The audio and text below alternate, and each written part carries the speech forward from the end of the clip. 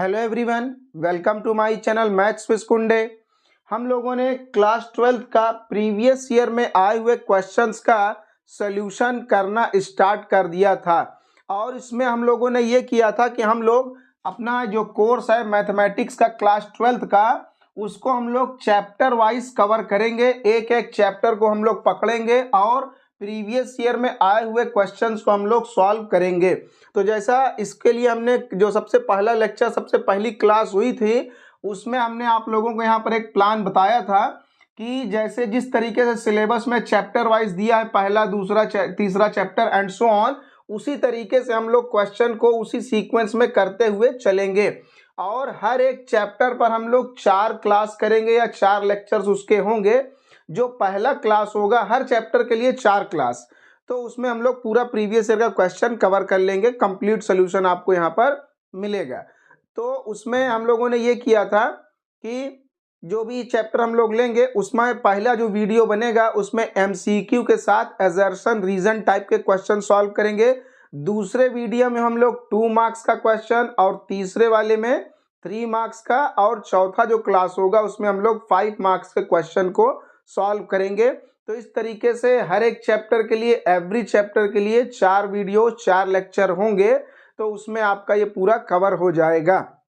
तो जैसे हम लोग यहाँ पर अभी चैप्टर 1 कर रहे हैं रिलेशंस एंड फंक्शंस, तो इसका हम लोगों ने पहला क्लास यानी एमसीक्यू के साथ असर्शन रीजन टाइप का क्वेश्चन सॉल्व कर लिया है और उसके बाद 2 मार्क्स का भी कर लिया है। और आज रिलेशन फंक्शन का तीसरा क्लास है जिसमें हम लोग 3 मार्क्स वाले क्वेश्चन सॉल्व करेंगे।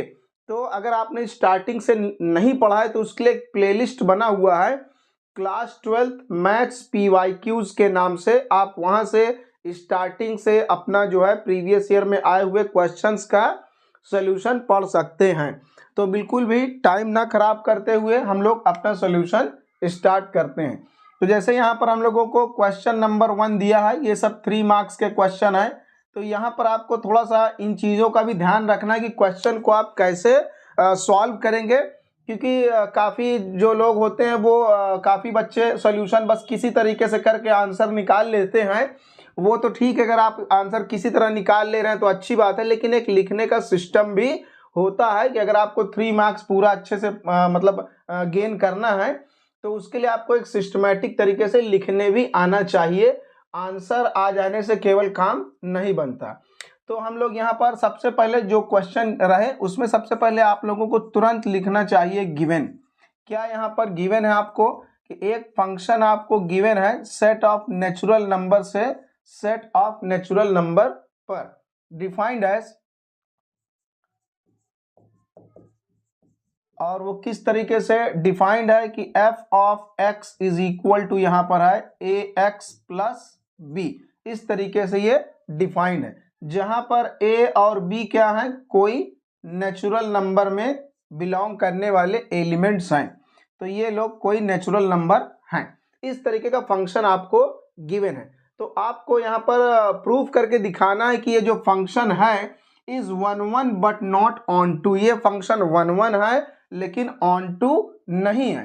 तो एक एक को आप बारी बारी करेंगे। तो फॉर 1 1, तो पहले हम लोग 1 1 के लिए चेक करेंगे और उसके बाद फिर ऑन टू के लिए। तो 1 1 के लिए यहाँ पर आपको क्या करना है, सबसे पहले लेट x1 एंड x2। तो मान लीजिए आपके पास यहाँ पर 2 एलिमेंट हैं x1 एंड x2 हैं जो कि बिलोंग कर रहे हैं नेचुरल नंबर में। कौन सा नेचुरल नंबर है, यहाँ पर ये इस वाले सेट से ये डोमेन है और ये आपका को डोमेन है। तो डोमेन से सबसे पहले आपको 2 एलिमेंट ले लेने हैं x1 एंड x2। आप चाहे तो यहाँ पर कॉमा लगा कर लिख दीजिए कि आपने यहाँ पर 2 एलिमेंट ले लिया x1 x2 belong to n। तो 2 एलिमेंट आपने यहाँ पर लेट कर लिया सच दैट, और वो इस तरीके से आपने 2 एलिमेंट लिए कि f of x1 is equal to क्या है, f ऑफ x2 के है।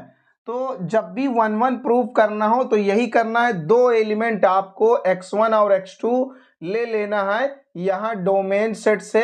जो भी डोमेन सेट हो, यहाँ पर इत्तेफाक से डोमेन और को डोमेन दोनों बराबर है, लेकिन यहाँ पर जो डोमेन सेट है वहां से आपको 2 एलिमेंट x1 एंड x2 ले लेना है जो डोमेन में बिलोंग करते हैं, और सच दैट इस तरीके से आपको एज्यूम कर लेना है कि x1 का जो फंक्शन के अंडर में इमेज होगा और x2 का जो फंक्शन के अंडर में इमेज होगा वो दोनों बराबर हैं।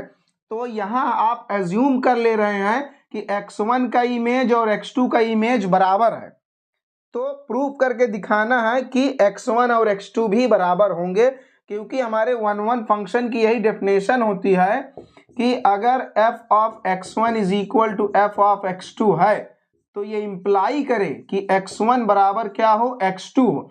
अगर ये आप प्रूव कर दें तो ये प्रूव हो जाएगा कि ये फंक्शन आपका 1 है। तो कुल मिलाकर इमेजेस को इक्वल लेकर चलना है, एज्यूम कर लेना है, और x1 बराबर x2 आपको प्रूव करना है। ये एज्यूम करना है और ये टारगेट है। अगर ये आ गया तो यानी 1 ये है, बस। इसके बाद बहुत आसान सा काम है। अब देखिए यहाँ पर क्या करना है, f ऑफ x1 निकालने के लिए जो फंक्शन की आपको डेफिनेशन बताई है उसी में जहां जहां x है वहां वहां आपको x1 लिख देना है। तो यहां जब आप x1 पुट करेंगे तो f ऑफ x1, यहां भी x1, तो ये बन जाएगा ax1 प्लस b।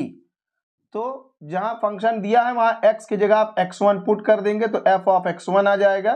फिर एक बारी यहां पर x2 पुट करेंगे तो f ऑफ x2 आ जाएगा।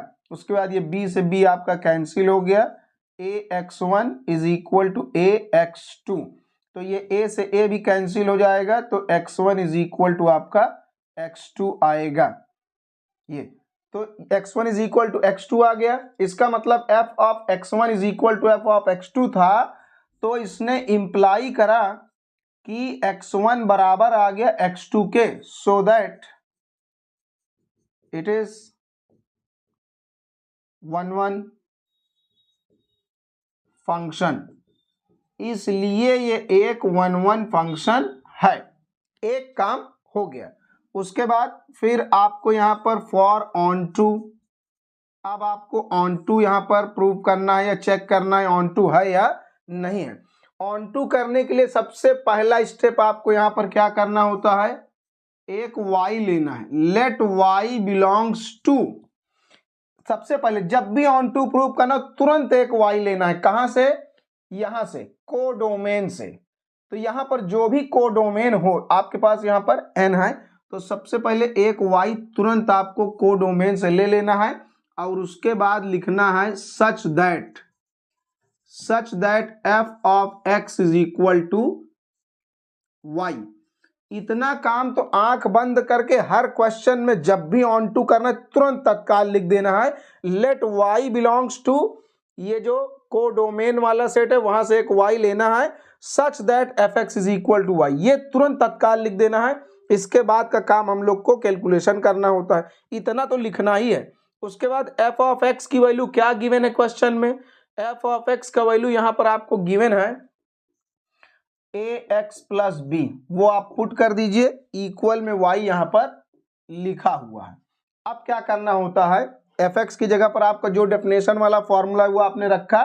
अब x का वैल्यू आपको निकाल लेना है इन टर्म्स ऑफ y, मतलब x एक तरफ बाकी पूरी दुनिया दूसरे तरफ कर देना है। ये तो x की वैल्यू आपको निकालना होगा इन टर्म्स ऑफ y। तो ये हमने x का वैल्यू निकाल लिया। अब आप ध्यान दीजिए यहां पर, इसको निकाल लेने के बाद ये x की वैल्यू है, तो x की वैल्यू कहां देखी जाएगी, डोमेन सेट में। y की वैल्यू कहां देखी जाएगी, कोडोमेन में। तो ये आपका x का वैल्यू है। तो x का वैल्यू जो है p अपॉन q के फॉर्म में दिख रहा है, यानी ऊपर कुछ है न्यूमरेटर और नीचे कुछ है डेनोमिनेटर। तो आपको ध्यान देना है क्या इस टाइप का नंबर इस वाले सेट में बिलोंग करता है या नहीं करता। तो ये तो नेचुरल नंबर है, तो नेचुरल नंबर में अपॉन टाइप के नंबर बिलोंग नहीं करते। हो सकता है कभी कभी बिलोंग करे ये, लेकिन ये हमेशा नेचुरल नंबर नहीं बनेगा, ये बिल्कुल गारंटी वाली बात है। अगर कोई सीधा सीधा नंबर रख देगा तो हो सकता है ये डिवाइड होकर नेचुरल नंबर आए, लेकिन हमेशा ये नेचुरल नंबर नहीं आएगा। हमेशा अगर नेचुरल नंबर ये आता तब तो ये इसमें बिलोंग करता, लेकिन ये हमेशा नेचुरल नंबर नहीं आएगा, इसलिए ये नेचुरल नंबर में बिलोंग नहीं कर रहा, हमेशा बिलोंग नहीं करता, कभी कभी बिलोंग करेगा। तो बिलोंग अगर नहीं करा तो फिर ये क्या होगा, ऑन टू नहीं होगा। So that it is not onto. अगर ये बिलोंग कर जाता तब ये ऑन टू होता, ये बिलोंग नहीं कर पाया इसलिए ये ऑन टू नहीं है। तो इस तरीके से आपका ये सोल्यूशन कंप्लीट हो जाएगा क्वेश्चन नंबर 1 का। उसके बाद क्वेश्चन नंबर 2 है हमारा।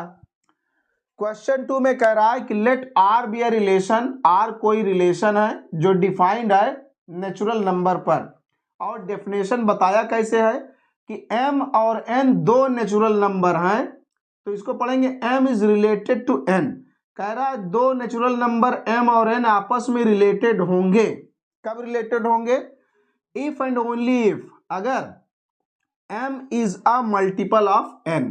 अगर m n का मल्टीपल है तो हम ये कहेंगे कि m रिलेटेड है n से। बस यही मेन चीज आपको क्वेश्चन में पकड़ लेना है कि जब भी m n का रिलेशन मतलब m n का मल्टीपल होगा तो m और n में रिलेशन बन जाएगा। m n नेचुरल नंबर है, तो इस रिलेशन के लिए हमें पता लगाना है कि वो रिफ्लेक्सिव, सिमेट्रिक और ट्रांजिटिव में से क्या क्या है। तो बिल्कुल वैसे ही हम लोग यहाँ पर तुरंत सबसे पहले लिखेंगे गिवन। हमें क्या बताया है, गिवन है एक रिलेशन। इसको थोड़ा सा हम लोग अपने लैंग्वेज में लिखें कि रिलेशन के अंदर m और n रखे जाएंगे। रिलेशन के अंदर आपको पता है कि इसके रिलेशन के अंदर जो एलिमेंट्स होते हैं वो ऑर्डर्ड पेयर टाइप के होते हैं। तो इसके अंदर वो ऑर्डर्ड पेयर है। ऑर्डर्ड पेयर होने का मतलब ये है, जैसे ऑर्डर्ड पेयर इसके अंदर है ये mn, तो जो रिलेशन के अंदर ऑर्डर्ड पेयर है तो ये पहला वाला दूसरे से रिलेटेड होता है। तो mn से रिलेटेड है इसलिए वो रिलेशन के अंदर लिखा जा रहा है।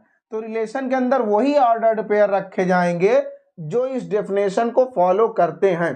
चाहे आप ये लिख दें m रिलेटेड टू n, या तो लिख दें m n r के अंदर है, बात एक ही है। m n r के अंदर है यानी m n r का एलिमेंट है, मतलब m n से रिलेटेड है। तो कैसी डेफिनेशन बताया गया है कि m n आपस में रिलेटेड कब होंगे, जब m is multiple of n। ऐसा क्वेश्चन कह रहा है जहां पर m और n क्या है, m और n आपका नेचुरल नंबर है। ये हो गया m n आपके नेचुरल नंबर है। तो ये क्वेश्चन में गिवन है, आपको ये बताया गया। बस इसी के हिसाब से आपको इसका रिफ्लेक्सिव, सिमेट्रिक और ट्रांजिटिव का पता लगाना है। तो सबसे पहले हम लोग यहां पर चेक करेंगे रिफ्लेक्सिविटी। यहां पर आपको ध्यान देना है कि हेडिंग में हमने देखा है कि काफी बच्चे जब हेडिंग डालते हैं तो यहाँ रिफ्लेक्सिव लिख देते हैं। एक्चुअल में यहाँ रिफ्लेक्सिव नहीं लिखना चाहिए, यहाँ आप एक प्रॉपर्टी चेक करने जा रहे हैं। इसलिए जब भी आप यहाँ पर चेक करें एग्जाम में या जब भी आप इसको सॉल्व करें, कभी भी रिफ्लेक्सिव ना लिखें, रिफ्लेक्सिविटी। उसी तरह सिमेट्रिक को जब चेक करना हो तो हेडिंग आप डालेंगे सिमेट्री, ट्रांजिटिव को चेक करेंगे तो ट्रांजिटिविटी, क्योंकि आप प्रॉपर्टीज चेक कर रहे हैं। तो इसलिए आपको ये हेडिंग प्रॉपर लिखना चाहिए। रिफ्लेक्सिव, सिमेट्रिक या ट्रांजिटिव यहाँ हेडिंग डालना ठीक नहीं है, वो गलत है। तो अब रिफ्लेक्सिविटी हम लोग इसका चेक करेंगे। तो रिफ्लेक्सिविटी चेक करने के लिए हम लोगों को पता है कि जब कोई एलिमेंट अपने ही आप से रिलेटेड हो तो वो रिफ्लेक्सिविटी उसके पास होती है, यानी वो रिफ्लेक्सिव रिलेशन होता है। तो इसके लिए बिल्कुल सिंपल सा काम है, जो भी आपको डेफिनेशन बताया हो उसमें दोनों एलिमेंट्स को आपको सेम कर देना है। तो यानी यहाँ m है तो यहाँ भी हम m कर दें या दोनों को n कर दें, दोनों को सेम कर देना है। उसके बाद देखना है वो जो आपको फॉर्मूला या डेफिनेशन दी है वो काम कर रही है या नहीं कर रही। तो यहाँ पर हम लोग देखेंगे कि since m is multiple of m itself, ये हम लोगों को पता है कि m is multiple of m itself. m जो है वो मल्टीपल है खुद m का। ये बात जो है हर नेचुरल नंबर के लिए ट्रू है। हम लोग नेचुरल नंबर में कर रहे हैं, ऐसा क्वेश्चन में बताया है। आप कोई भी नेचुरल नंबर लीजिए, वो अपना खुद का मल्टीपल जरूर होता है, यानी m का टेबल पढ़ेंगे तो उसमें m आएगा, इसका यही मतलब है। 2 के टेबल में 2 आता है, 2 1 जा 2। 3 के टेबल में 3 आता है, 3 1 जा 3। एक बार टेबल पढ़ने पर वो खुद आ जाता है, यानी हर नंबर अपना खुद का मल्टीपल है। तो m is multiple of m itself. तो या तो आप इटसेल्फ ना लिखना चाहें तो आप ऐसे लिख सकते हैं। अगर मैथमेटिकल लैंग्वेज आपको लिखना है तो आप ऐसे लिखिए, m is multiple of m for every, ये ज्यादा अच्छा है, for every m belongs to n। ये फॉर एवरी हर एलिमेंट जो कि नेचुरल नंबर में बिलोंग करता है, तो m is multiple of m for every m belong to n। ऐसा हर एक एलिमेंट के लिए है जो नेचुरल नंबर के अंदर बैठा हुआ है, मतलब ये सभी के लिए ट्रू है। तो दैट इज, इसका मतलब ये हुआ, अगर m मल्टीपल है m का तो इसका मतलब m रिलेटेड है m से, for every m belongs to natural number. और अगर कोई एलिमेंट अपने आप से ही रिलेटेड है तो इसका मतलब वो क्या है, रिफ्लेक्सिव रिलेशन है। This implies that R is a reflexive, R is a reflexive relation. इसका मतलब R एक रिफ्लेक्सिव रिलेशन है, ये बिल्कुल पक्का प्रूफ हो गया, ये रिफ्लेक्सिव है। उसके बाद हम लोग इसका चेक करेंगे सिमेट्री, कि आपका रिलेशन सिमेट्रिक है या नहीं है। तो सिमेट्री के लिए आपको क्या करना है, इफ, पहले हम लिखेंगे if m is multiple of n, then अगर हम लोग को यही चेक करना होता है कि अगर x y से रिलेटेड है तो क्या y x से रिलेटेड है। तो अगर m is multiple of n तो क्या n भी मल्टीपल होगा m का, क्या ये बात सही है। अगर सही है तो सिमेट्री इसमें काम कर रही है, सही नहीं है तो सिमेट्री यहां पर काम नहीं कर रही। तो हम लोगों को पता है कि अगर m मल्टीपल होगा n का तो n मल्टीपल हो m का, ये कोई पक्की बात नहीं है। जैसे 2 के टेबल में 4 आता है तो क्या 4 के टेबल में 2 आता है, नहीं आता, तो इसलिए ये सिमेट्रिक जो है नहीं होगा। तो then n is multiple of m, तो अगर हम लिखें n is multiple of m is not always true, तो ये बात हमेशा सही नहीं है। ये बात तभी सही होगी जब दोनों एलिमेंट सेम होंगे तब, इसलिए हमने लिखा इज नॉट ऑलवेज ट्रू, ये बात हमेशा सही नहीं है। अगर एलिमेंट दोनों सेम है, 2 2 है, अगर 2 2 है तब तो 2 2 का मल्टीपल है, उल्टा भी वही बात हुआ 2 2 का मल्टीपल। लेकिन अगर जैसे कह दिया कि 2 का मल्टीपल जो है 4 है, तो क्या 4 का मल्टीपल 2 होगा, दोनों तरफ से ये बात ठीक नहीं है। तो इसलिए जो है ये हमारा जो सिमेट्री वाला रूल है यहाँ पर काम नहीं कर रहा है। जैसे आप यहाँ पर बोलें कि 4 इज मल्टीपल ऑफ 2, ये बात तो ठीक है, लेकिन आप बोले 2 इज मल्टीपल ऑफ 4 तो ये बात गलत है। तो यानी 4 तो 2 से रिलेटेड है, लेकिन जो 2 है वो 4 से रिलेटेड नहीं है, यानी दोनों तरफ से ये काम नहीं हो रहा। तो m is multiple of n, तो दिस इंप्लाइज दैट, इससे मालूम चला कि अगर m मल्टीपल है n का, यानी m तो रिलेटेड है n से, but n is multiple of m is not always true, इसका मतलब n जो है रिलेटेड नहीं है m से। तो दिस इंप्लाइज दैट कि जो हमारा रिलेशन r है इज नॉट सिमेट्रिक, इसका मतलब हमारा रिलेशन सिमेट्रिक नहीं है, ये बिल्कुल पक्का हो गया। अब हम लोग इसका ट्रांजिटिविटी चेक करेंगे कि ये हमारा रिलेशन जो है वो ट्रांजिटिव है या नहीं है। तो इसकी ट्रांजिटिविटी हम लोग चेक कर लेते हैं, वो भी आसान है। ट्रांजिटिविटी, तो इसका हम लोग ट्रांजिटिविटी चेक करेंगे। तो इसके लिए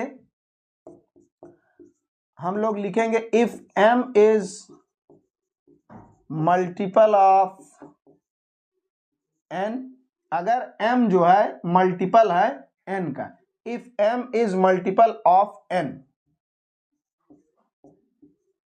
तो दैट इज, इसको हम लोग थोड़ा मैथमेटिकल लैंग्वेज में कैसे लिख सकते हैं, m मल्टीपल है n का, इसका मतलब n का टेबल पढ़ा जाएगा कितनी बार, मान लीजिए k बार पढ़ा गया तो m आया। इसको इक्वेशन से बनाकर सॉल्व करेंगे तो थोड़ा ये अच्छा होगा।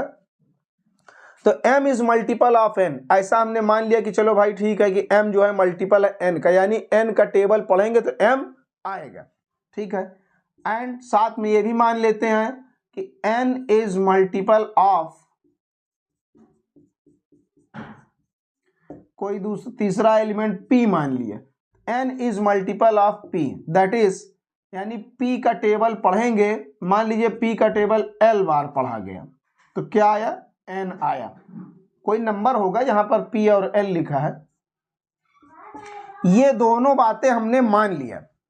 तो m मल्टीपल है n का और n मल्टीपल है p का, जैसा हम लोगों ने डेफिनेशन में पढ़ा था। अगर आपको डेफिनेशन रिकॉल हम करा दें तो जैसे x y से रिलेटेड है, फिर यही y z से रिलेटेड है, तो इनकी हेल्प से अगर हम ये प्रूव कर पाए कि x z से, यानी पहला वाला तीसरे, ये पहला दूसरे से रिलेटेड है और यही दूसरा वाला तीसरे से रिलेटेड है, तो क्या पहला तीसरे से रिलेटेड होता है, अगर ये हो गया तो यानी ट्रांजिटिव है। तो यही हम करेंगे, m n से रिलेटेड है और यही n नीचे हम पकड़ लाए n p से रिलेटेड है।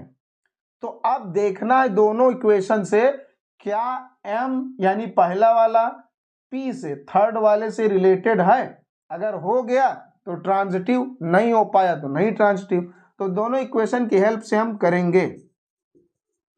From equations 1 and 2, equation 1 and 2 से, यहाँ पर इक्वेशन 1 में लिखा है m is equal to k into n, n का वैल्यू क्या है l इंटू p, तो यहाँ n को हटाकर यहाँ पुट करेंगे l इंटू p।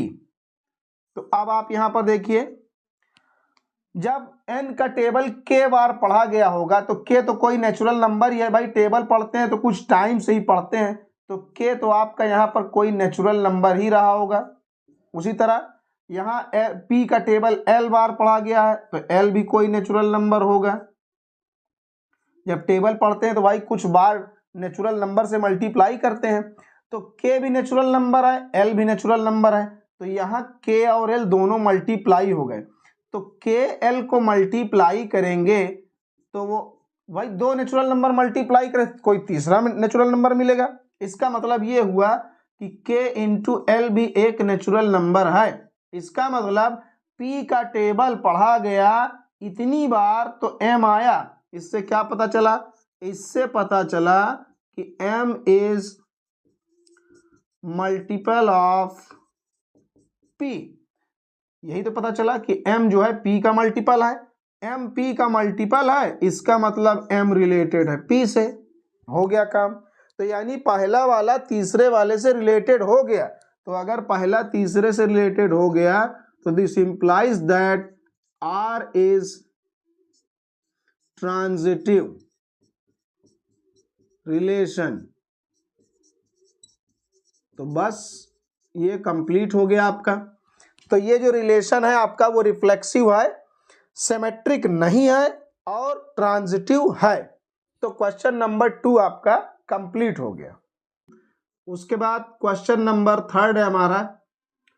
क्वेश्चन 3 में यहाँ पर एक सेट बताया है, a इज इक्वल टू 1 2 3 और b इज इक्वल टू 4 5 6।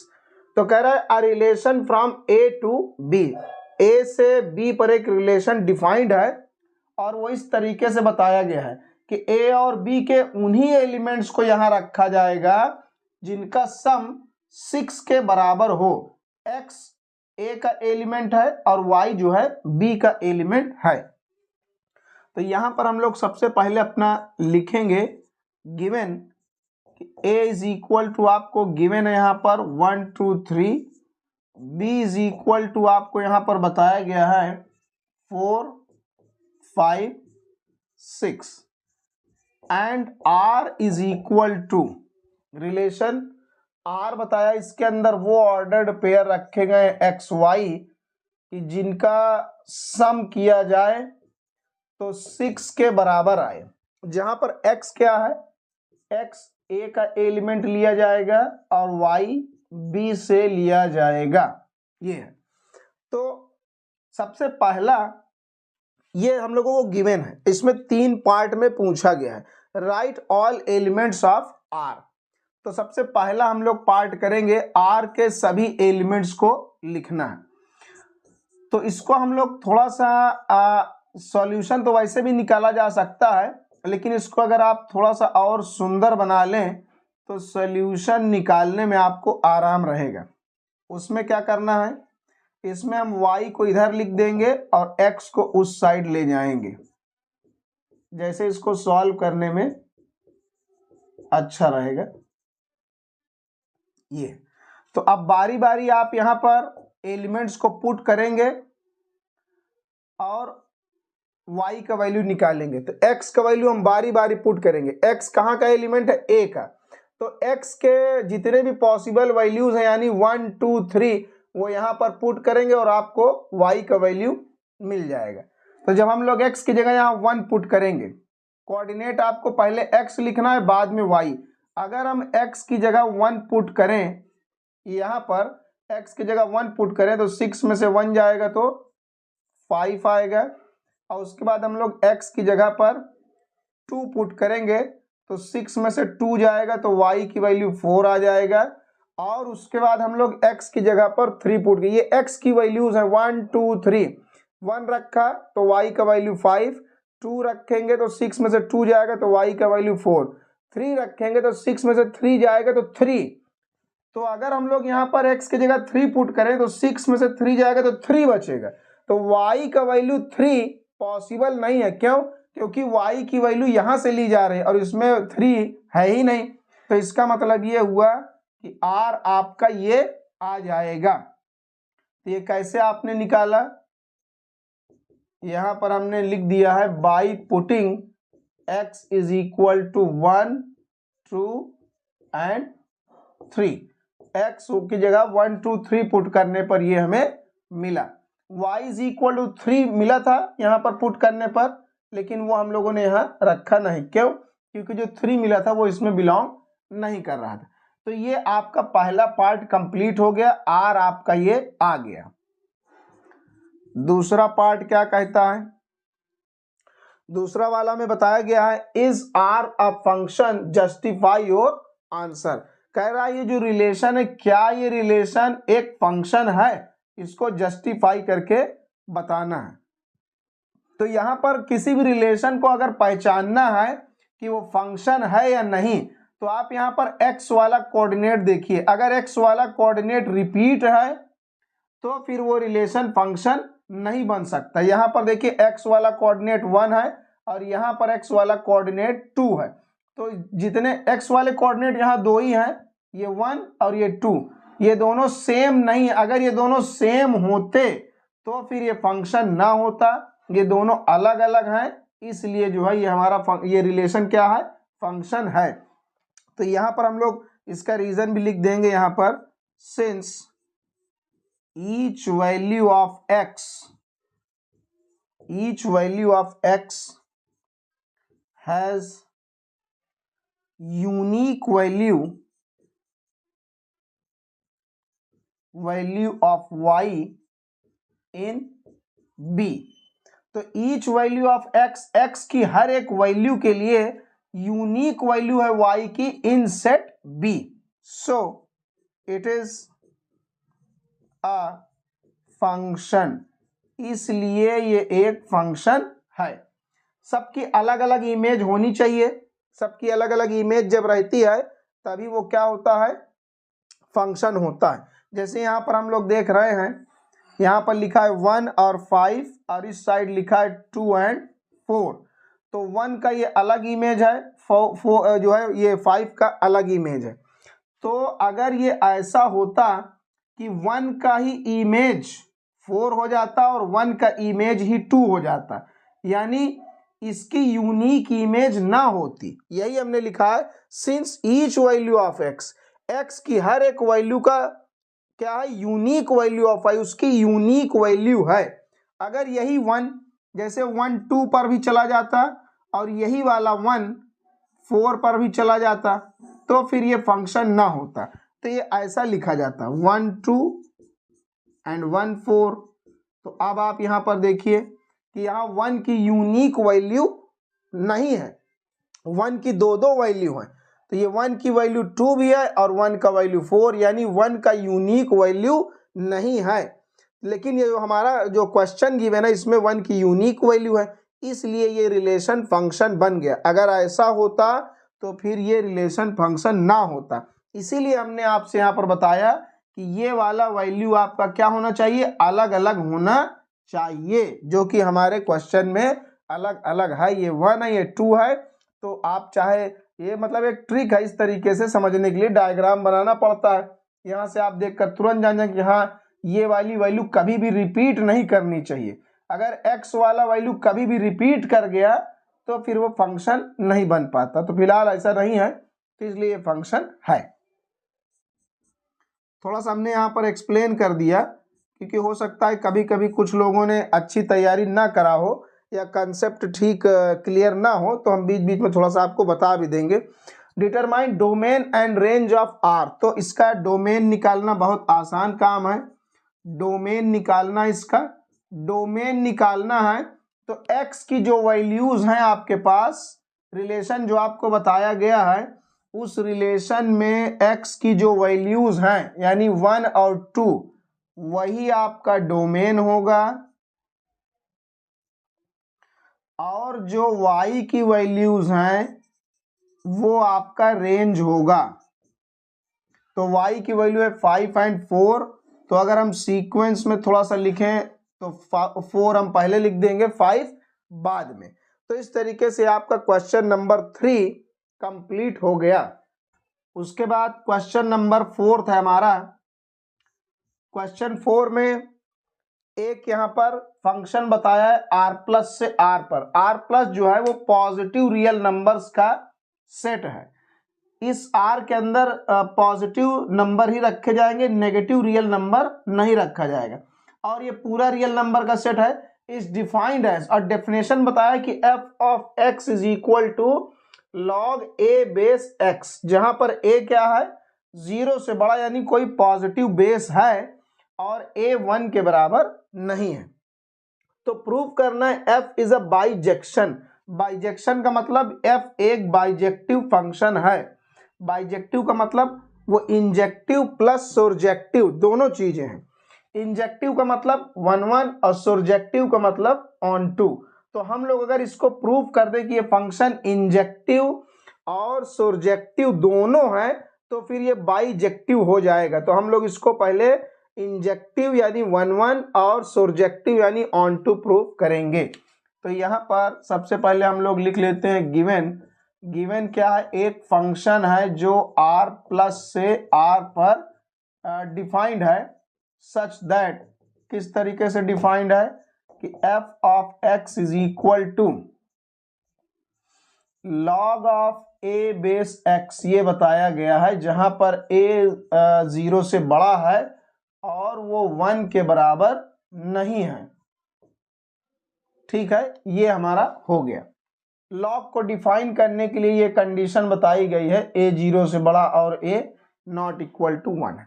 तो पहले हम इसको चेक करेंगे इंजेक्टिविटी, या इसका पहले हम कह लीजिए कि 1 1 चेक करेंगे। फॉर 1 1, ये 1 1 पहले हम इसको चेक करेंगे। तो इसके लिए सबसे पहला स्टेप आपको क्या करना है, let x1 x2 belongs to r plus. यहां से हमने दो एलिमेंट x1 और x2 ले लिए, सच दैट कि इनकी इमेजेस आपस में क्या है, इक्वल हैं। ये तो f ऑफ x1 कैसे निकलेगा, यही जो फॉर्मूला या जो डेफिनेशन आपको गिवन है, इसमें x की जगह पर x1 हम पुट करेंगे।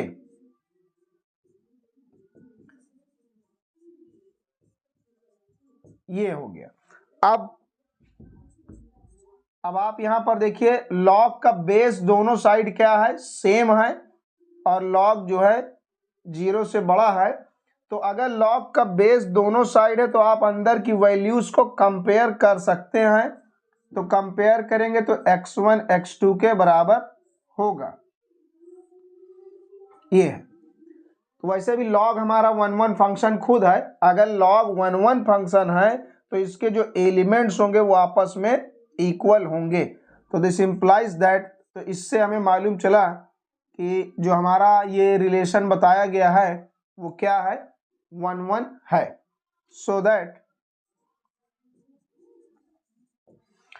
दैट इसलिए जो हम लोगों को यहाँ पर बताया गया है ये जो फंक्शन है ये क्या है, 1 1 है। सो दैट फंक्शन इज 1 1, इसलिए जो आपका फंक्शन है वो 1 1 है।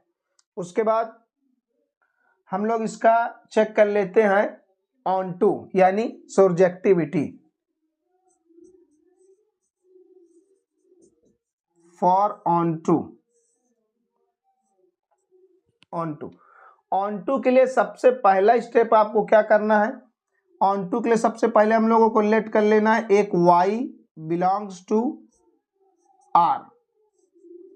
r मतलब जो आपका ये डोमेन रहे वहां से आपको एक y ले लेना है, को डोमेन में से। जो भी को डोमेन आपको गिवन है उस को डोमेन से सबसे पहले एक y ले लेना है। तो let y belong to r such that, एक y आपको r में से ले लेना है, such that f of x is equal to y। ये हमने अभी पिछले क्वेश्चन में भी बताया कि आपको तुरंत ये लिखना है, एक y ले लेना है को डोमेन से और लिखना है such that f of x is equal to y। फिर fx की जगह आपको क्या बताया गया, यहाँ पर fx की जगह यहाँ पर बताया गया है log a बेस x। तो अगर आप इसको जो है चेंज करें एक्सपोनेंशियल फॉर्म में, लॉगरिथमिक से एक्सपोनेंशियल फॉर्म में, तो आप इसको कैसे बनाएंगे, तो इसको आप लिख सकते हैं ये आपका बेस है और ये वैल्यू लिखी है और ये सामने पावर लिखा हुआ है। यानी इसका मतलब आप यहाँ पर वैल्यू के बराबर लिखेंगे जो बेस है, बेस का पावर y। तो यही करना होता है। जब आप इसको सॉल्व करते हैं तो x का वैल्यू एक साइड आपको निकाल लेना है और y के टर्म्स में x का वैल्यू फाइंड आउट करना होता है। मतलब x की वैल्यू एक तरफ और बाकी सब दूसरे तरफ आपको कर लेना है। अब आपको देखना है कि जो x की वैल्यू आई, ये x की वैल्यू डोमेन में यानी इस वाले सेट में बिलोंग करती है या नहीं करती है। तो जब ये इस तरीके से एक्सपोनेंशियल फंक्शन लिखा होता है तो ये हमेशा पॉजिटिव होता ही है। क्यों होता है, अगर आप a का पावर कोई पॉजिटिव लगाएंगे तो वो पॉजिटिव ही आएगा। अगर a का पावर 0 लगा देंगे, जैसे अगर आपने a का पावर कोई पॉजिटिव चीज लगाया, a खुद भी 0 से बड़ा है और a 1 के बराबर नहीं है, यानी a जो है 1 नहीं है, यानी वो 0 से बड़ा है, पॉजिटिव है। तो पॉजिटिव नंबर का पावर पॉजिटिव लगाएंगे तो वो पॉजिटिव ही आएगा। अगर आप a की जगह 0 तो लगा नहीं सकते, और अगर a की जगह आप कोई नेगेटिव नंबर लगाएंगे, तो फिर वो 1 के अपॉन में आ जाएगा, और जब 1 के अपॉन में आ जाएगा तो ये जो निगेटिव पावर है ये वापस से पॉजिटिव। अब 1 को किसी पॉजिटिव नंबर से डिवाइड करेंगे तो फिर से पॉजिटिव। तो कुल मिलाकर y की आप चाहे नेगेटिव वैल्यू रखिए चाहे पॉजिटिव रखिए, ये हमेशा पॉजिटिव बना ही रहेगा। तो अब इससे क्या फायदा हुआ, इससे ये फायदा हुआ कि आपको यहाँ से कंफर्म हो गया कि जो यहाँ से x बराबर a का पावर y है ये आपका बिलोंग कर रहा है r प्लस में, क्योंकि ये 0 से क्या है, बड़ा है। 0 से बड़ा यानी पॉजिटिव, और ये पॉजिटिव ही तो है r प्लस। तो x की वैल्यू जो है पॉजिटिव आनी चाहिए, जो कि हमारा a का पावर y हमेशा पॉजिटिव रहेगा, यानी ये r प्लस में बिलोंग कर गया। अगर ये बिलोंग कर गया तो इसका मतलब this implies that f is onto. Belong कर गया, इसलिए फंक्शन क्या होगा, ऑन टू होगा। ये आपका रफ का काम है। तो ये फंक्शन आपका क्या है, ऑन टू है। तो ये फंक्शन 1 भी है, ऑन टू भी है। 1 का मतलब इंजेक्टिव,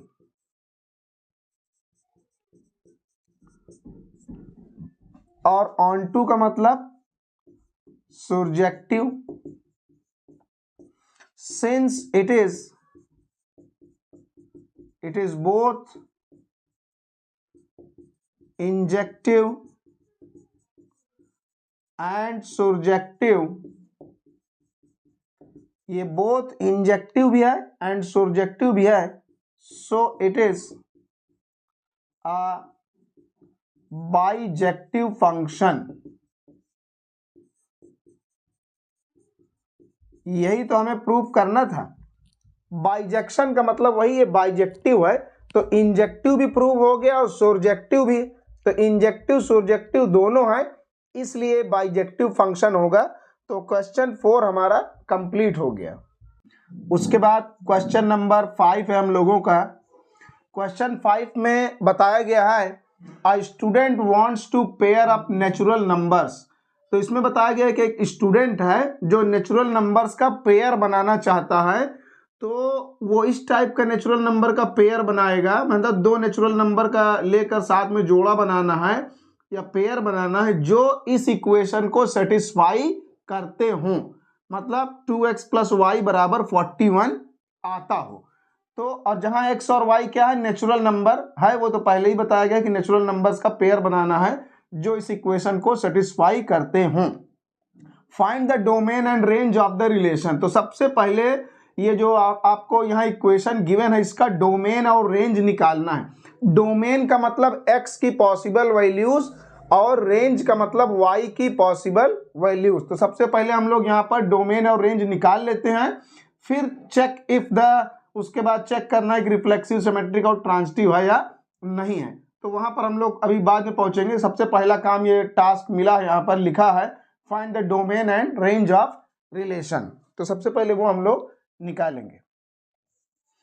तो यहाँ पर हम लोगों को गिवन है एक इक्वेशन 2x + y = 41, जहां पर x और y क्या है, x और y नेचुरल नंबर में बिलोंग करते हैं। तो हमें डोमेन और रेंज इसका निकालकर बताना है। तो इस इक्वेशन को हम लोग थोड़ा सा इस टाइप से अगर लिखें, y का वैल्यू एक साइड निकाल लें तो ये हो जाएगा 41 माइनस का 2x, ये बन गया। अब हमें डोमेन और रेंज निकालकर बताना है। तो यहां पर हम लोगों को एक चीज पता है कि since y is a natural number, y हमारा क्या है, एक नेचुरल नंबर है। तो अगर y नेचुरल नंबर है, x y इनफैक्ट दोनों नेचुरल नंबर हैं, तो अगर y नेचुरल नंबर है तो y का वैल्यू या तो 1 के इक्वल होगा, या तो 1 के इक्वल होगा, या तो 1 से बड़ा होगा। लेकिन y के बराबर हम लोगों ने निकाल रखा है 41 माइनस 2x। तो यहां पर हम पुट करेंगे y का वैल्यू 41 माइनस 2x, तो ये ग्रेटर देन और इक्वल टू 1। तो फिर ये इसको हम लोग थोड़ा सा सॉल्व कर लेते हैं। 41 इधर माइनस का 1 हो जाएगा और ग्रेटर देन और इक्वल टू, इसको हम उधर शिफ्ट करके 2x लिख सकते हैं। तो ये हो जाएगा 40 लेस देन और इक्वल टू 2x। 2 से दोनों तरफ डिवाइड कर देंगे, या तो यही समझ लीजिए कि ये 2 इधर आके डिवाइड कर दिया, तो ये हो जाएगा 20 लेस देन और इक्वल टू x। या तो हम इसको ऐसे लिखें, इस साइड से x हमारा क्या है, लेस देन और इक्वल टू 20 है। तो दिस इंप्लाइज दैट, यानी x के बराबर आपका क्या हो जाएगा, 1 2 3 4 अप टू 20। ये 20 के इक्वल भी लेना है, 20 के इक्वल भी लेना है, 20 से छोटा। तो 20 से छोटा कहां तक जाएंगे, 1 तक। 1 से छोटा हम जा नहीं सकते, क्यों, क्योंकि x भी नेचुरल नंबर है। तो 20 से छोटा करते करते करते करते हम कहां तक जाएंगे, 1 तक। लेकिन x की जो पॉसिबल वैल्यूज हैं वही हमारा क्या है, डोमेन है। सो दैट, इसलिए हम लोग यहां पर तुरंत डोमेन अपना लिख देंगे। तो डोमेन हम लोगों को बिल्कुल कंफर्म हो गया। डोमेन हमारा 1 2 3 4 एंड सो ऑन 20 तक जाएगा। तो एक काम हम लोगों ने कर लिया, डोमेन निकाल लिया। डोमेन के बाद हम लोग यहाँ पर रेंज फाइंड आउट करेंगे। रेंज मतलब y की पॉसिबल वैल्यूज। तो यहाँ पर now putting x is equal to 1 2 3 4 up to 20 we get. तो बारी बारी हम लोग x की वैल्यूज को पुट करें। जो इक्वेशन हमने बना रखा है इसका नाम लिख देते हैं equation 1। Putting x is equal to 1 2 3 up to 20 लिख देते हैं इन इक्वेशन 1। इक्वेशन 1 में तो x की जगह पहले यहां पर 1 पुट करेंगे तो y की पॉसिबल वैल्यूज क्या क्या आएंगी। x की जगह जब यहां 1 पुट करेंगे तो 2 1 जा 2, 41 में से 2 जाएगा तो 39 आएगा। उसके बाद जब 2 पुट करेंगे तो ये 4 बन जाएगा, तो 41 में से 4 जाएगा तो 37 आएगा। फिर इसी तरह 3 पुट करने पर 35 आएगा। फिर और जब 4 पुट करेंगे तो 33 आएगा एंड सो ऑन, ये 1 तक जाएगा। तो जो y की पॉसिबल वैल्यूज हैं ये हमारा क्या है, रेंज है।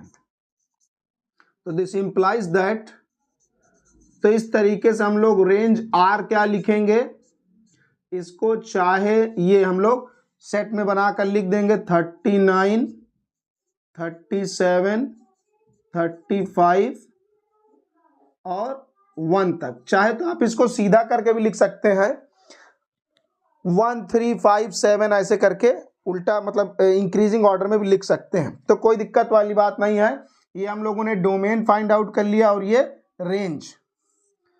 तो डोमेन निकल गया और रेंज निकल गया, एक काम complete.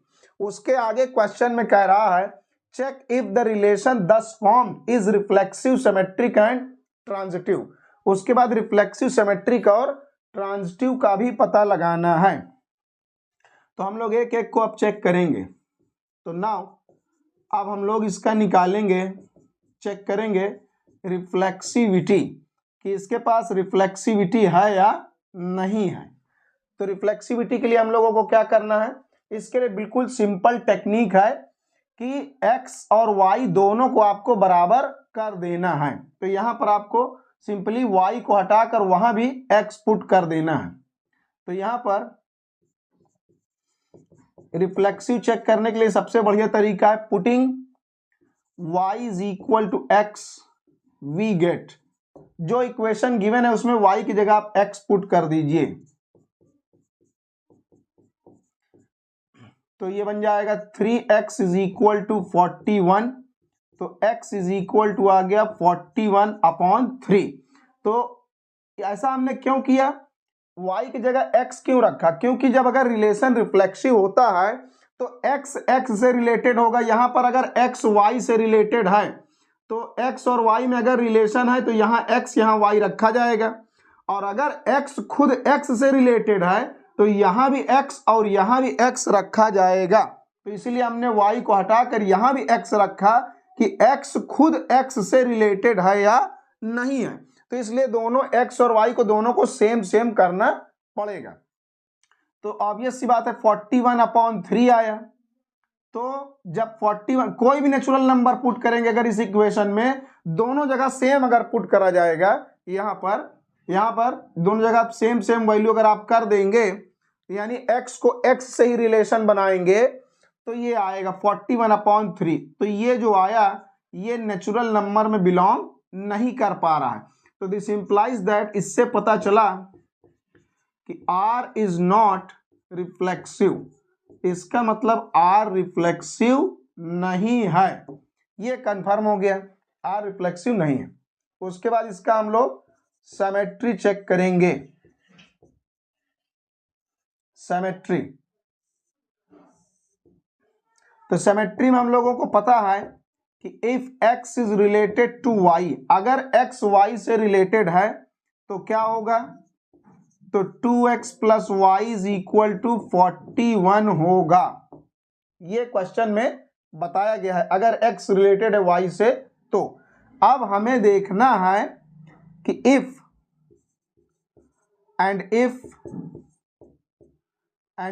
y is related to x। अब हमें यही देखना है कि अगर y भी x से रिलेटेड हो तो कैसा इक्वेशन बनेगा। तो यहां x और y का प्लेस बदलना होगा। जैसे यहां पर x और y का प्लेस हमने चेंज किया तो ये 2y plus x is equal to 41 होगा। तो देखना है कि अगर कोई हम नंबर लें जो इस इक्वेशन को सेटिस्फाई करता हो और फिर इन नंबर्स को इंटरचेंज करके यानी x को y की जगह और y को x की जगह रख के देखें तो अगर ये सेम आंसर आए तब तो हम लोग कंफर्म हो जाएंगे कि ये रिलेशन सिमेट्रिक है। क्योंकि अगर x रिलेटेड है y से तो ये होगा और अगर y रिलेटेड है x से तो y और x का प्लेस बदल जाएगा। तो हम लोग यहां पर अगर टेक करें इफ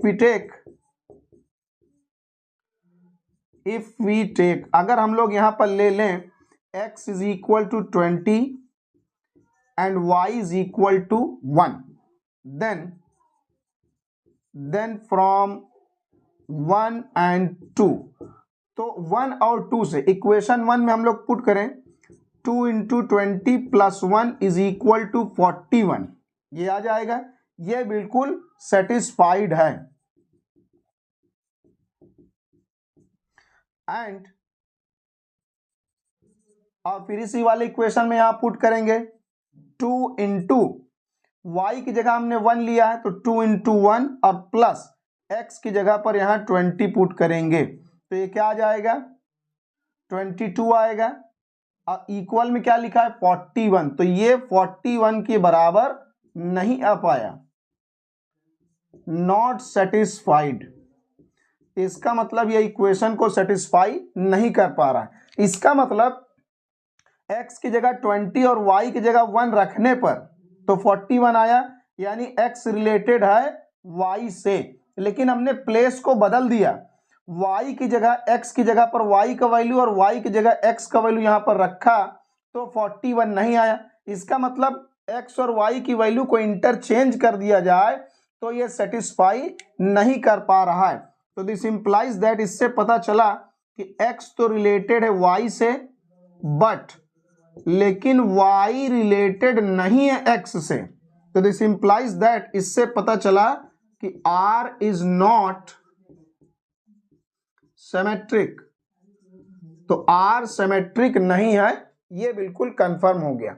उसके बाद हम लोग इसका ट्रांजिटिविटी चेक करेंगे।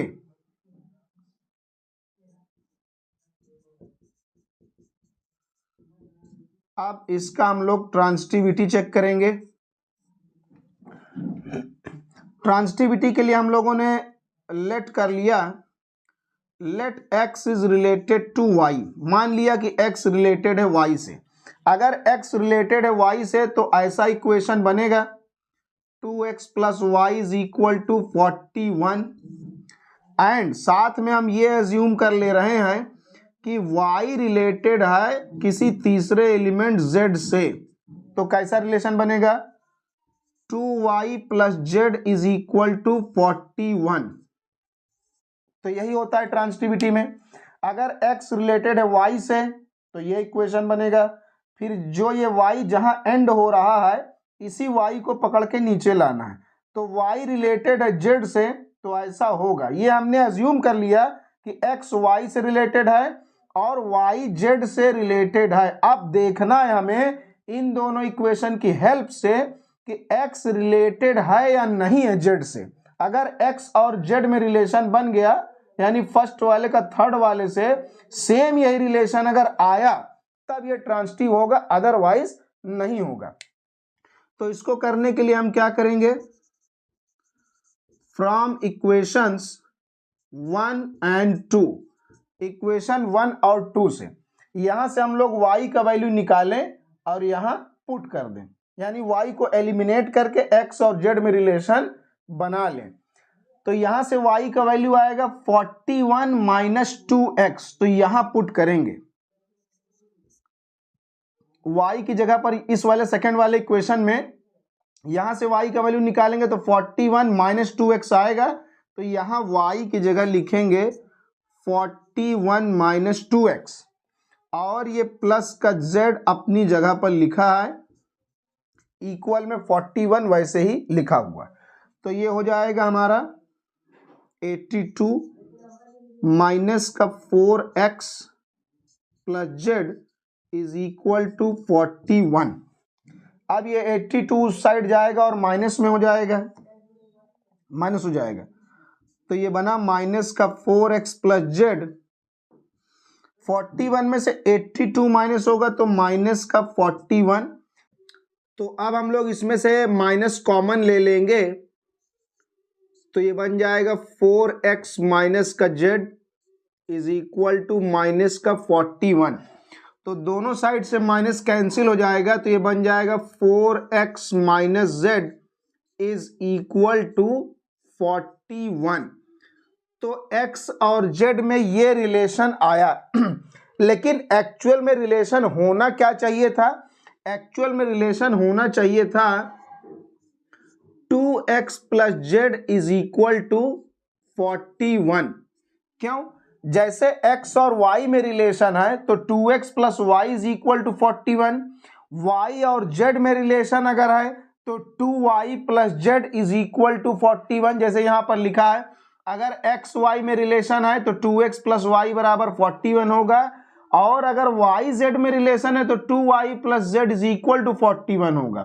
तो उसी तरह अगर और x और z में रिलेशन बनेगा तो 2x plus z is equal to 41 होना चाहिए था, लेकिन आया कुछ और। इसका मतलब ये जो इक्वेशन रिक्वायर्ड थी वो नहीं आ पाई, तो ये इक्वेशन इसको इंप्लाई नहीं करता है, so it is not transitive. अगर इसको सॉल्व करने पर इस टाइप का इक्वेशन ये बनता तब ये ट्रांजिटिव होता, लेकिन ये इस टाइप का इक्वेशन नहीं बन पाया, so it is not transitive.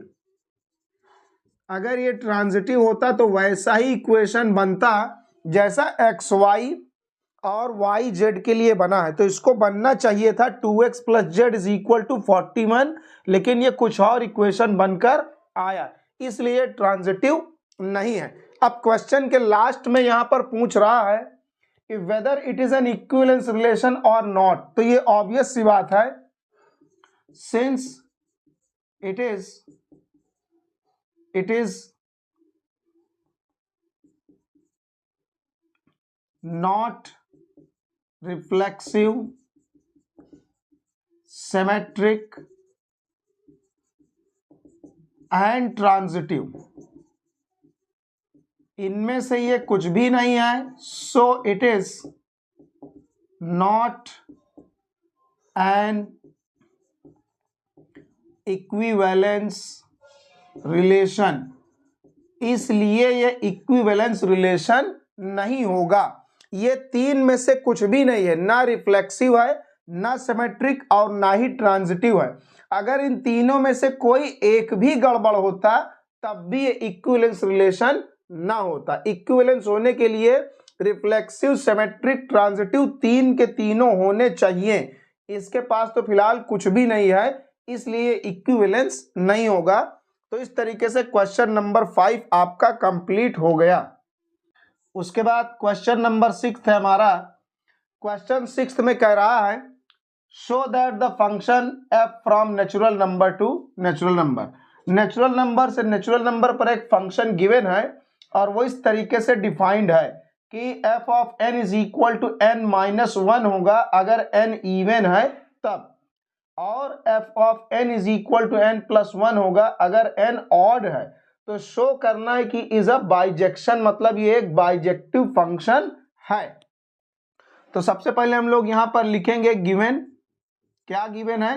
एक फंक्शन गिवन है हम लोगों को नेचुरल नंबर से, नेचुरल नंबर पर डिफाइंड है सच दैट, और वो किस तरीके से डिफाइंड है कि f of n is equal to, यहां पर बताया है एन माइनस 1 होगा कब? इफ एन इज, अगर एन हमारा इवन है, और एन प्लस 1 होगा इफ एन इज ऑड, ये इस तरीके से डिफाइंड है। तो शो करना है कि हमारा क्या है, ये बाइजेक्शन है यानी बाइजेक्टिव फंक्शन है। तो इसके लिए हम लोग 1 यानी इंजेक्टिविटी चेक करेंगे और फिर ऑन टू का मतलब सर्जेक्टिविटी, सुरजेक्टिविटी हम इसकी चेक करेंगे। तो सबसे पहले इसका हम चेक करेंगे इंजेक्टिविटी। इंजेक्टिविटी का मतलब वही 1 तो पहले इसका हम लोग इंजेक्टिविटी चेक करेंगे। तो इंजेक्टिविटी के लिए क्या है, फॉर, पहले for n is equal to even, जब n हमारा क्या है, इवन नंबर है, तब के लिए इंजेक्टिविटी यानी 1 चेक करने के लिए हम लोग क्या करते हैं, f of n1 is equal to f of n2 assume कर लेंगे। तो इवन वाले के लिए ये फॉर्मूला हम लोगों को गिवन है, तो यहां पर हो जाएगा n1 -1 और यहां पर n2 -1। इवन वाले के लिए हम इवन वाला फॉर्मूला यूज कर रहे हैं। f ऑफ n1 के लिए यहाँ n की जगह n1 आ जाएगा और f ऑफ n2 निकालना है तो n की जगह n2 आ जाएगा। फिर दोनों साइड से ये -1 गायब, कैंसिल आउट हो जाएगा और n1 is equal to n2। तो इस तरीके से हम लोगों ने देखा कि हम लोगों ने इमेजेस को इक्वल माना और एलिमेंट्स क्या हो गए, इक्वल आ गए। यही तो 1 फंक्शन की डेफिनेशन है कि अगर इमेजेस को इक्वल एज्यूम करें और उनके अंदर के जो एलिमेंट्स n1 n2 हैं या x1 x2 है वो दोनों इक्वल आ जाए तो इसका मतलब वो 1 यानी इंजेक्टिव होता है। यही चीज हम लोग चेक करेंगे for n is equal to odd number के लिए। इसके लिए भी हम लोग यही करेंगे, f of n1 is equal to f of n2 assume करेंगे। तो यहां पर ऑड वाले के लिए ऑड वाला फॉर्मूला यूज होगा। तो f ऑफ n1 निकालना है तो n की जगह n1 पुट करेंगे और यहाँ n की जगह n2। तो ये दोनों तरफ से कैंसिल हो जाएगा तो n1 is equal to n2।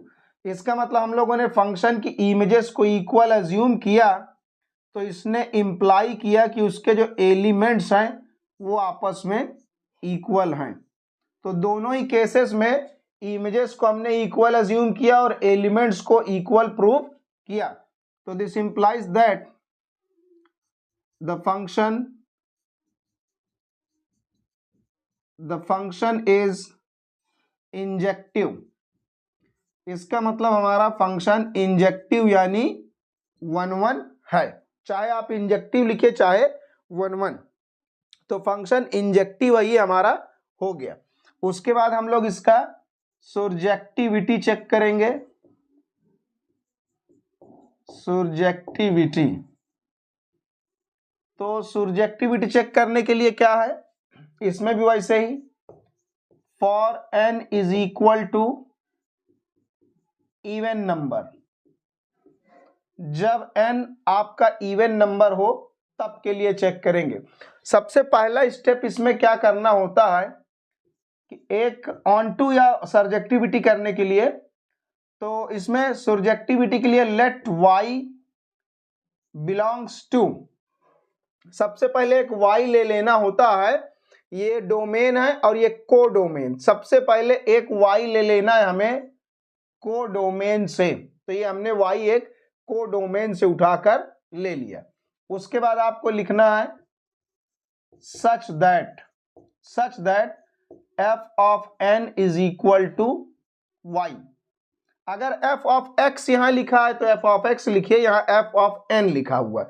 Such that f of n is equal to y। उसके बाद f ऑफ n की क्या वैल्यू है, f ऑफ n के लिए वैल्यू है n-1, n-1 is equal to y। हम इवन नंबर के लिए कर रहे हैं इसलिए हम लोग इवन वाला फॉर्मूला यूज कर रहे हैं। तो उसके बाद क्या करना होता है, उसके बाद ये n की वैल्यू हम निकालेंगे इन टर्म्स ऑफ y। ये हमने निकाल लिया। अब आपको यहां पर ये ध्यान देना है कि जो आपका n का वैल्यू आया, ये n का वैल्यू कहां पर आए, ये वाले सेट में आपको चेक करना है, डोमेन वाले में।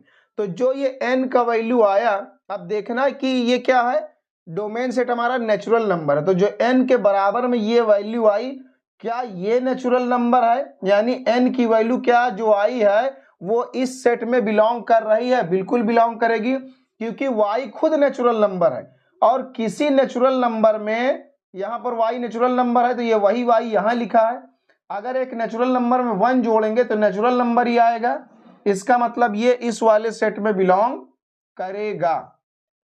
तो यहां से एक वैल्यू, एक जो है एलिमेंट y ले लेना है और उसको यहां पर पुट करने के बाद n का वैल्यू निकालना है इन टर्म्स ऑफ y। जो n का वैल्यू या x का वैल्यू, अगर x लिखा रहा है तो x का वैल्यू आए वो इसमें बिलोंग करना चाहिए। अगर ये बिलोंग कर गया तो यानी ये ऑन टू होगा। अब हम लोग यही चीज ऑड नंबर के लिए चेक करेंगे, and for n is equal to odd number, यही चीज हम लोग ऑड नंबर के लिए चेक करेंगे। लेट करेंगे y बिलोंग्स टू, सबसे पहले यहां से एक हम लोग कोई y ले लेंगे, यहां से एक y लेंगे और लिखेंगे such that f of n is equal to y। ये तो आपको हमेशा लिखना ही है। f ऑफ n की जगह इस बार हम लोग ये वाला फॉर्मूला यूज करेंगे, n plus 1 is equal to y, क्योंकि हमने ऑड नंबर के लिए किया है तो ऑड वाला फॉर्मूला। उसके बाद n का वैल्यू निकाल लेंगे इन टर्म्स ऑफ y। अब वही काम यहाँ भी, जो n का वैल्यू आया है इसको कहाँ से देखना है, डोमेन सेट से। तो यहाँ से y लेना है और जो n की वैल्यू आएगी उसको यहाँ पर, क्योंकि जो f है वो n के ऊपर अप्लाई हो रहा है, मतलब f इसके एलिमेंट के ऊपर अप्लाई होता है और यहाँ की वैल्यूज को आउटपुट के फॉर्म में देता है। तो ये जो n है ये n आपका इसी सेट का एलिमेंट है, तो यानी n के बराबर में जो ये आया ये इस सेट में बिलोंग करना चाहिए। y एक नेचुरल नंबर है और जब इस नेचुरल नंबर में से आप 1 माइनस करेंगे तो आपको एक नेचुरल नंबर मिलेगा, तो ये आपका बिलोंग करेगा नेचुरल नंबर में। तो दोनों ही केस में अगर ये नेचुरल नंबर में बिलोंग कर गया तो इसका मतलब ये हमारा क्या है, ये हमेशा एक आपका ऑन टू फंक्शन है। इस केस में भी ये नेचुरल नंबर में बिलोंग कर रहा है और इस केस में भी ये नेचुरल नंबर में बिलोंग कर रहा है, इसलिए ये आपका हमेशा ऑन टू होगा। अगर ये बिलोंग नहीं कर पाएगा यहाँ पर तब ये ऑन टू फंक्शन नहीं होगा, लेकिन ये बिलोंग कर रहा है इसलिए ऑन टू है। अब आपके दिमाग में एक चीज यहाँ पर ये आ सकता है कि y एक नेचुरल नंबर है, अगर हम y की जगह यहाँ 1 पुट करें तो 1 में से 1 जाएगा तो 0 हो जाएगा, तो 0 तो नेचुरल नंबर में बिलोंग नहीं करेगा। लेकिन आप ध्यान दीजिए यहाँ पर कि y की जगह पर आप 1 यहाँ पर पुट नहीं कर सकते हैं, क्यों, क्योंकि यहाँ पर बताया है कि n ऑड नंबर है, तो n की जो वैल्यू आएगी वो ऑड नंबर ही आएगी।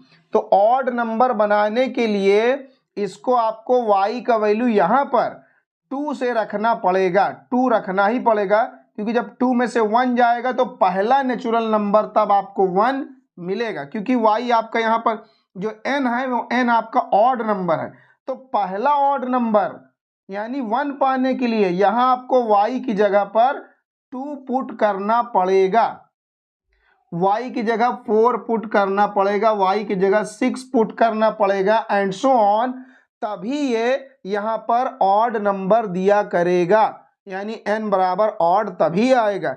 तो इसलिए अगर आप ये सोच रहे हो कि n की जगह हम यहाँ y की जगह 1 पुट कर देंगे तो 1 में से 1 जाएगा तो 0, 0 तो बिलोंग करेगा नहीं, तो यहाँ पर इसलिए हमने ये चीज़ एक्सप्लेन कर दिया कि यहाँ y की जगह आप 2, 4, 6 यही सब पुट करेंगे, क्योंकि तभी आपका ये n की वैल्यू क्या आएगी, ऑड नंबर आएगी, आपकी कंडीशन को तभी ये सेटिस्फाई करेगा, इसलिए 0 कभी नहीं हो सकता। तो ओवरऑल कुल मिलाकर दोनों ही केस में ये नेचुरल नंबर में बिलोंग कर रहा है। दिस इम्प्लाइज दैट, ये आपके रफ का काम है, ये हमने समझाने के लिए किया है। This implies that the function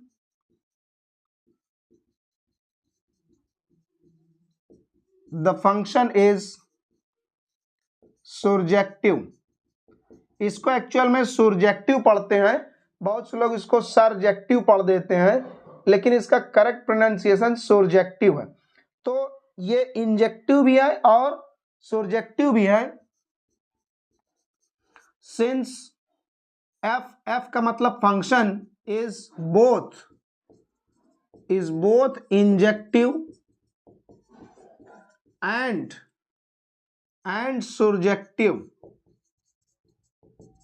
surjective, so it is, तो जो फंक्शन इंजेक्टिव और surjective दोनों होता है, so it is a bijective function. Bijective function आप लिख दें या तो बाइजेक्शन लिख दें, बात एक ही है। तो इस तरीके से हमने प्रूव किया कि ये एक बाइजेक्टिव फंक्शन है या एक ये बाइजेक्शन है, हेंस प्रूव्ड। तो इस तरीके से क्वेश्चन नंबर 6 आपका कंप्लीट हो जाएगा।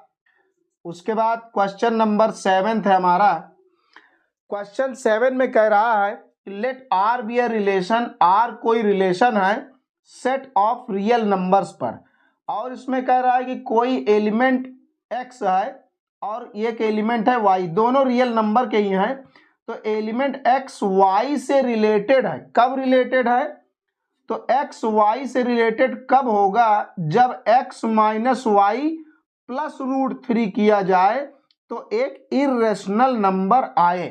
तो अगर x माइनस वाई प्लस √3 करने पर इर्रेशनल नंबर आएगा, तब हम बोलेंगे कि x y से क्या है? रिलेटेड है। तो इसी के अकॉर्डिंग हमें चेक करके बताना है कि ये जो रिलेशन है वो रिफ्लेक्सिव, सिमेट्रिक और ट्रांजिटिव में से क्या क्या है। तो सबसे पहले यहां पर हम लोग लिखेंगे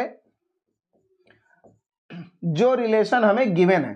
तो यहां पर गिवन है एक रिलेशन हमें कि कोई नंबर x है वो रिलेटेड है y से।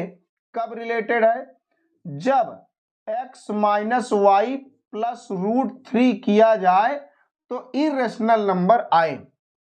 इज एन इर्रेशनल नंबर जहां पर x और y क्या है? x और y रियल नंबर में बिलोंग करते हैं।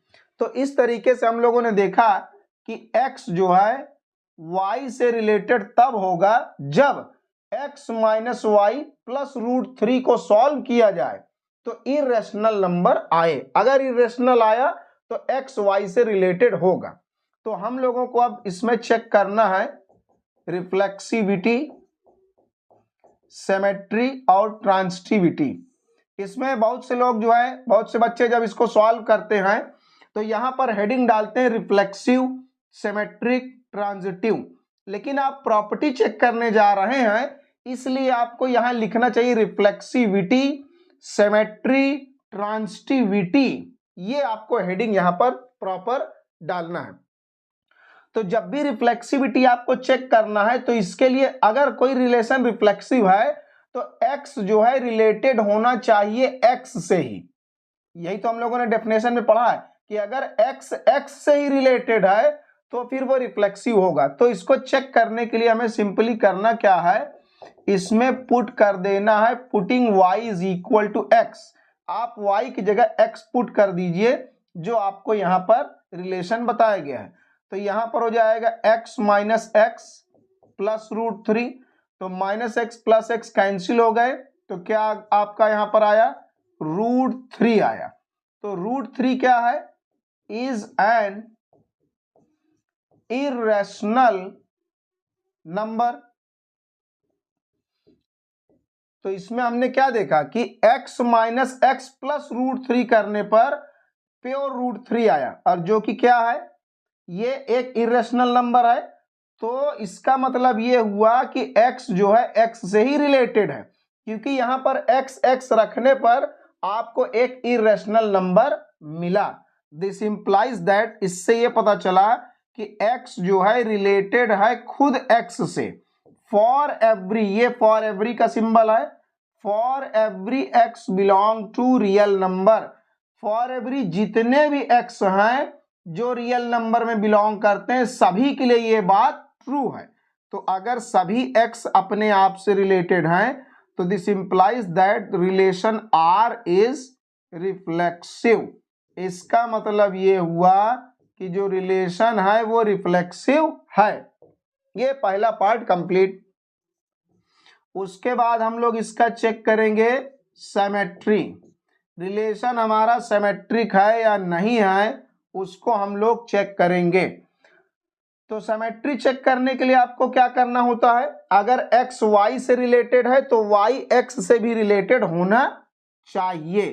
तो हम लोग यहां पर अगर अज्यूम कर लें कि if x is related to y, अगर x रिलेटेड है y से तो x माइनस वाई प्लस √3 अगर किया जाएगा तो एक इर्रेशनल नंबर आएगा, इज एन इर्रेशनल नंबर। ये हम ऐसा अज्यूम कर लिया, हम लोग मान रहे हैं कि x रिलेटेड है y से। अगर x रिलेटेड y से है तो x माइनस वाई प्लस √3 करने पर इर्रेशनल नंबर आएगा। ये तो कंफर्म हो गया। अब हमें चेक करना है कि क्या y भी x से रिलेटेड होगा।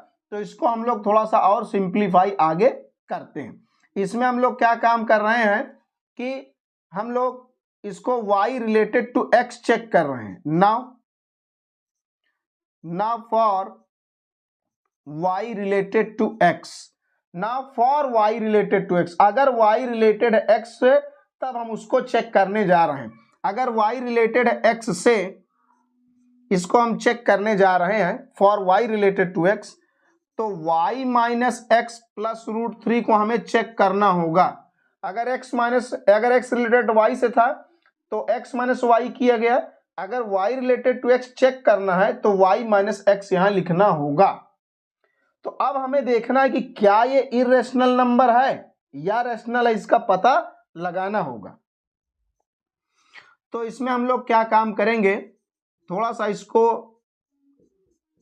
मॉडिफाई करेंगे। इसमें एक √3 हम लोग ऐड करेंगे और एक √3 हम लोग सब्ट्रैक्ट करेंगे। ऐसा क्यों? क्योंकि हम लोग इस तरह बनाना चाहते हैं, क्योंकि ये चीज कंफर्म है कि ये इर्रेशनल नंबर है। अगर x रिलेटेड है y से तो ये इर्रेशनल नंबर है, ये बिल्कुल कंफर्म है, गारंटी है। तो ऐसा बनाने के लिए हम लोग ये कर रहे हैं। कैसे बनेगा, अब आप देखिए, ये जो y माइनस एक्स लिखा है और ये लास्ट वाला माइनस का √3, इसमें से और इसमें से हम माइनस कॉमन लेंगे तो यहां से माइनस निकल जाएगा तो x प्लस में हो जाएगा, y माइनस में हो जाएगा और ये माइनस का √3 प्लस का √3 हो जाएगा। और जो ये √3 दो बार लिखा है तो ये 2 टाइम्स √3 हो जाएगा। अब आप यहां पर ध्यान दीजिए कि हम लोगों ने अभी यहां पर लिखा है कि x माइनस वाई प्लस √3 एक इर्रेशनल नंबर है। तो अब आप यहां पर देखिए कि ये भी इर्रेशनल नंबर है, क्योंकि ये और ये सेम है हो गया है, तो ये इर्रेशनल है और ये भी इर्रेशनल है।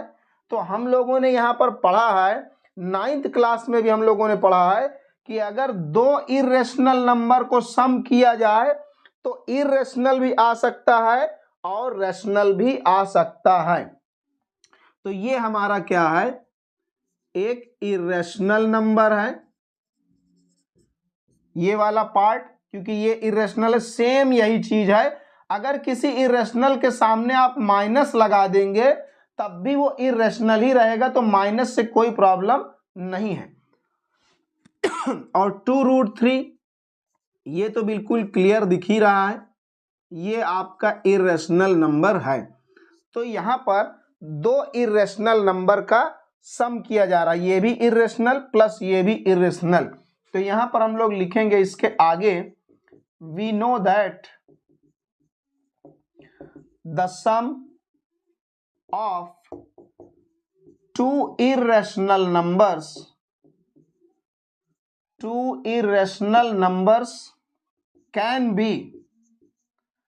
कैन बी रैशनल और इर्रेशनल। वो दो इर्रेशनल नंबर को सम करेंगे तो रैशनल भी हो सकता है और इर्रेशनल या तो इरेशनल भी हो सकता है, यानी गारंटी नहीं है।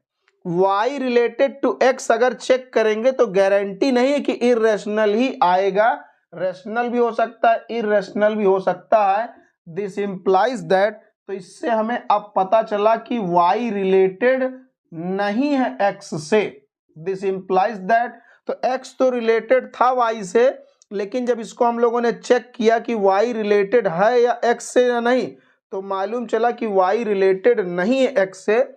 अगर y रिलेटेड नहीं हुआ, this implies that r is not symmetric. तो इससे कंफर्म हो गया कि r सिमेट्रिक नहीं है। अब एक फाइनल यहां पर चेक करना है हमें, इसका ट्रांजिटिविटी चेक करना है हमें यहां पर। तो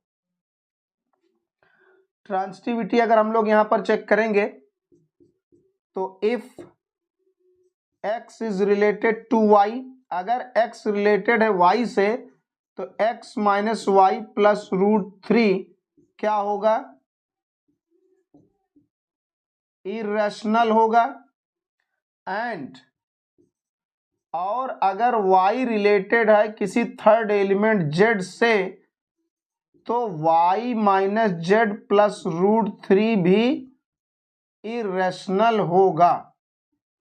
इन दोनों को हम एज्यूम करके चल रहे हैं कि यही तो ट्रांजिटिविटी में क्या करना होता है, अगर x रिलेटेड है y से और y रिलेटेड है z से, तो अगर x और z भी रिलेटेड हो जाए तो फिर ट्रांजिटिव होता है।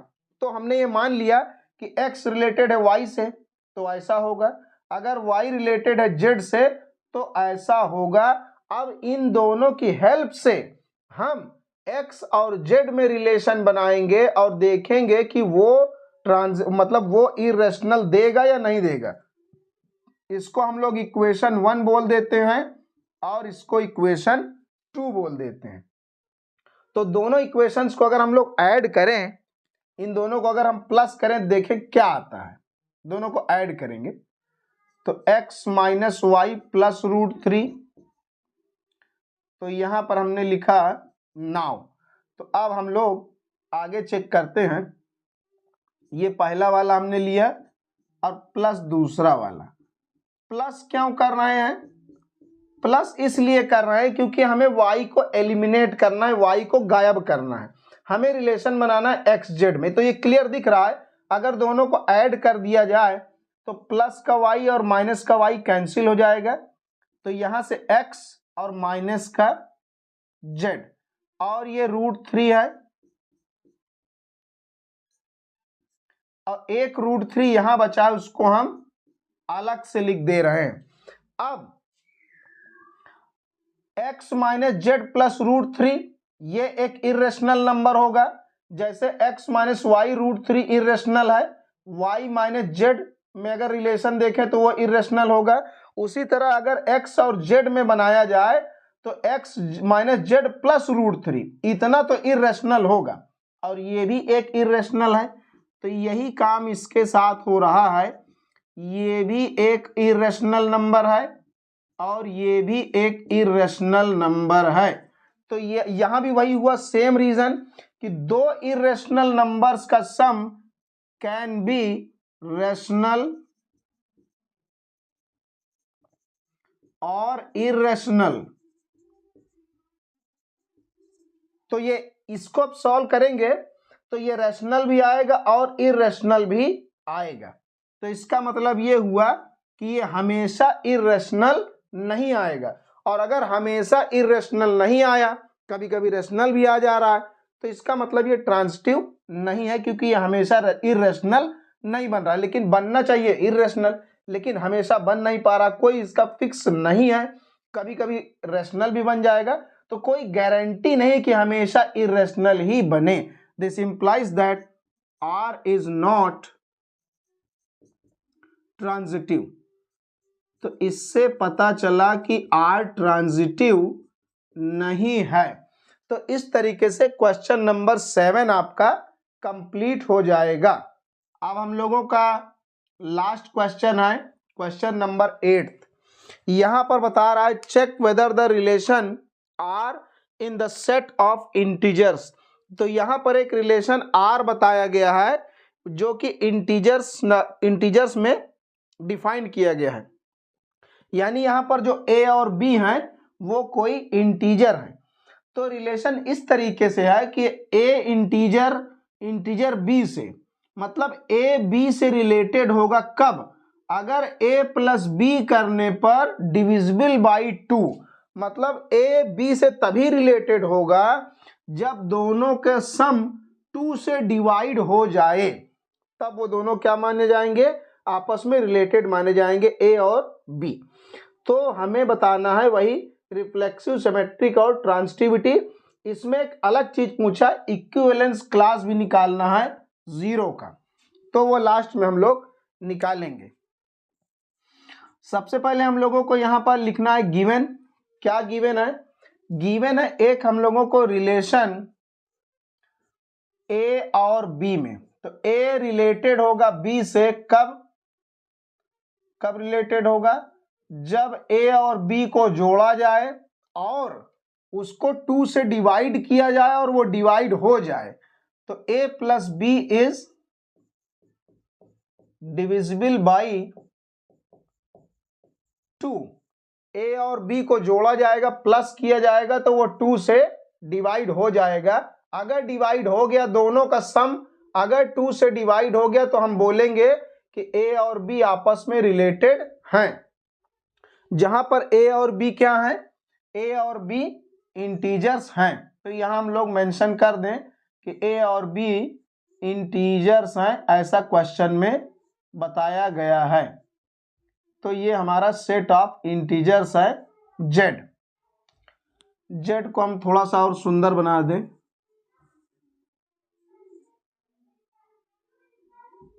तो ये सेट ऑफ इंटीजर्स है। तो यहां पर हम लोग चेक करेंगे वैसे ही अपना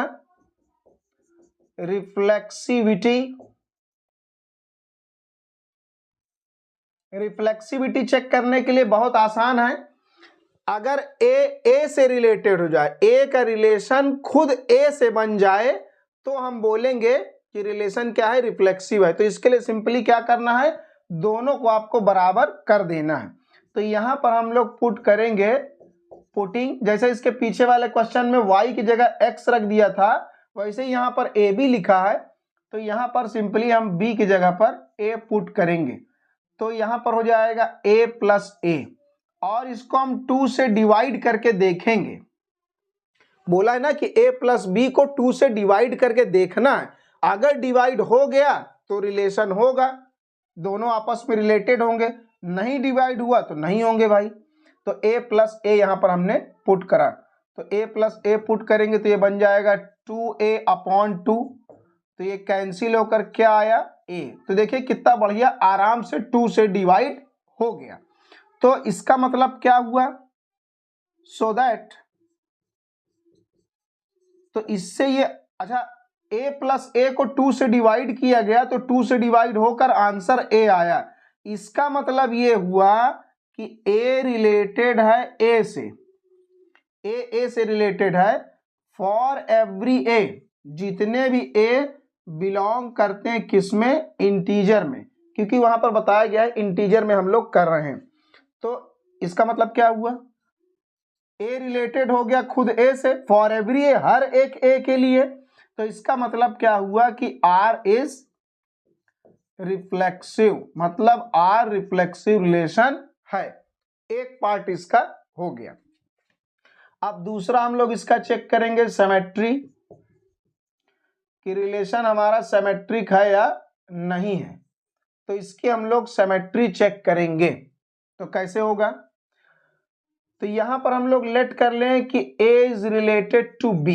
अगर A रिलेटेड है B से, तो या तो हम लोग यहां पे लिख दें इफ, अगर A रिलेटेड है B से तो A प्लस बी करें और 2 से डिवाइड करें तो वो डिवाइड हो जाएगा। तो डिवाइड करने पर कुछ ना कुछ तो आंसर आएगा, मान लिया M आएगा, ये पता चला। ऐसा क्वेश्चन में कह रहा है कि A प्लस, अगर A रिलेटेड है B से तो दोनों का सम 2 से डिवाइड हो जाएगा। अगर हमने मान लिया कि ए बी से रिलेटेड है तो सम तो 2 से डिवाइड होगा ही, क्योंकि हमने अज्यूम कर रखा है कि ए बी से रिलेटेड है। तो 2 से डिवाइड करा हमने, तो मान लिया जाए कि डिवाइड करने पर m आंसर आया, तो ठीक है।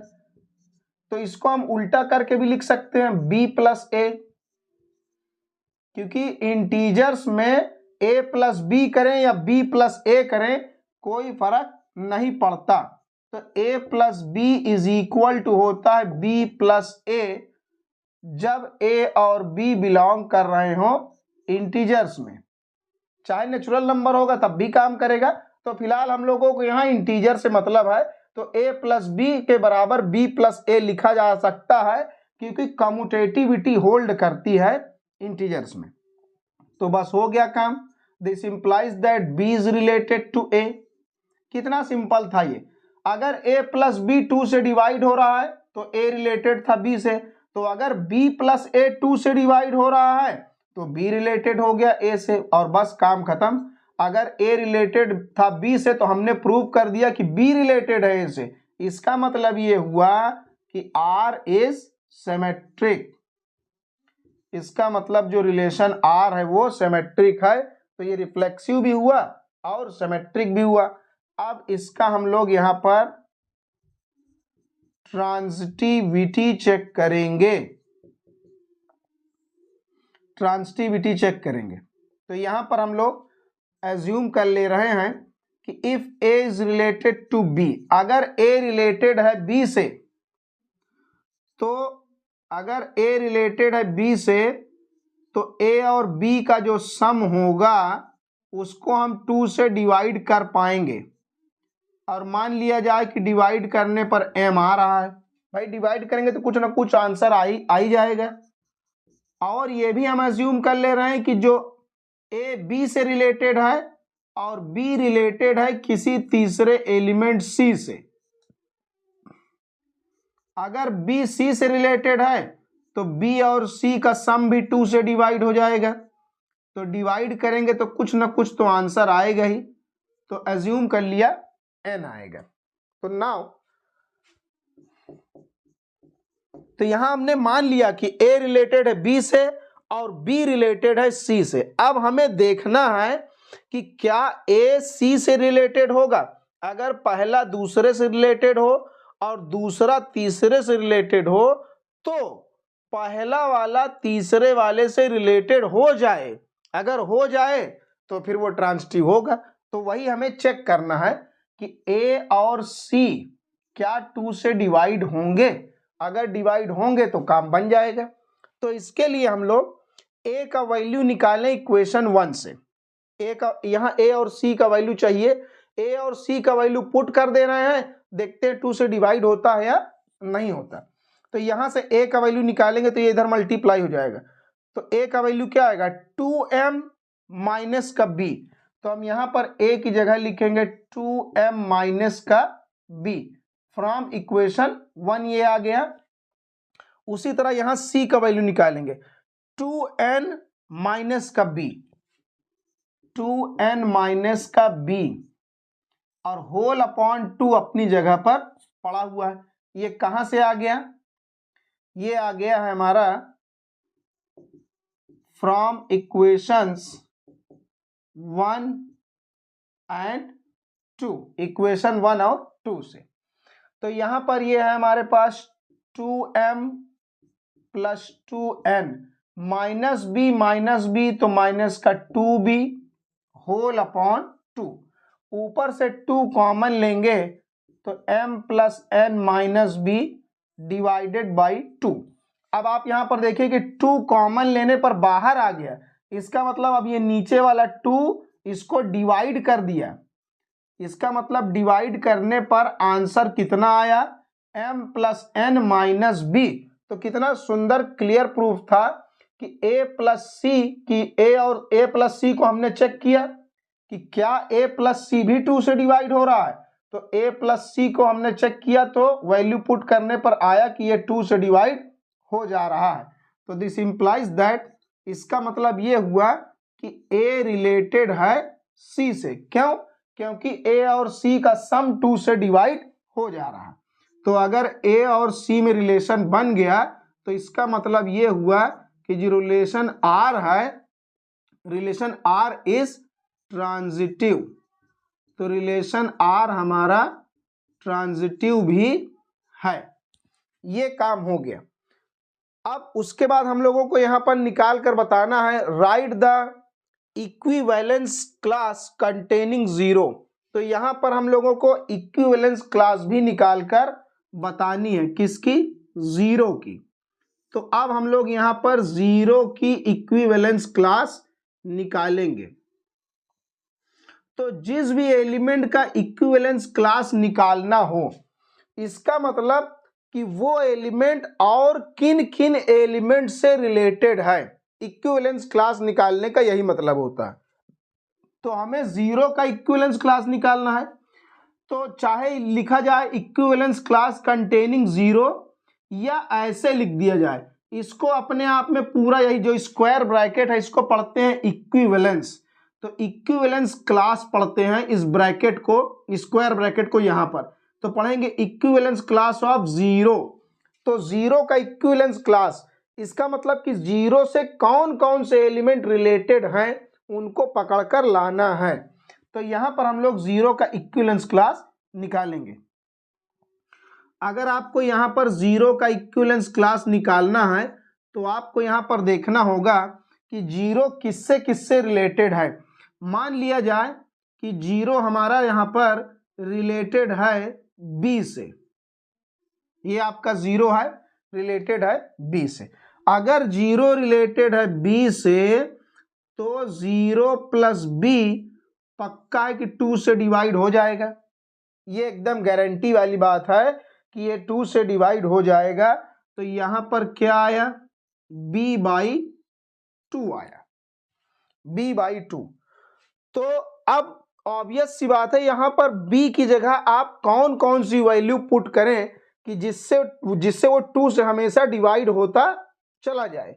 तो 2 से वो तभी डिवाइड होगा जब b की जगह पर आप कोई इवन नंबर पुट करें।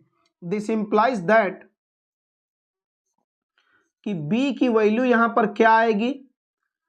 b की जगह पर आप 0 भी रख सकते हैं। 0 पुट करेंगे तो 0/2 तो 2 आ ही जाएगा। मतलब 0/2 करेंगे तो 0 आएगा। भाई 0 को आप किसी भी नंबर से डिवाइड कर सकते हैं, तो 0 तो यहां पर आएगा ही। फिर उसके बाद जितने इवन नंबर हैं, प्लस माइनस का 2, प्लस माइनस का 4, प्लस माइनस का 6 एंड सो ऑन। तो इस तरीके से b की जगह पर आपको ये वैल्यूज रखनी पड़ेंगी। इसका मतलब कि 0 से रिलेटेड लोग ये सब हैं, क्योंकि हमने क्या अज्यूम किया था कि 0 से रिलेटेड है b। तो b की जो वैल्यूज होंगी वो सब 0 के इक्विवेलेंस क्लास हैं। तो 0 के इक्विवेलेंस क्लास में क्या मिला?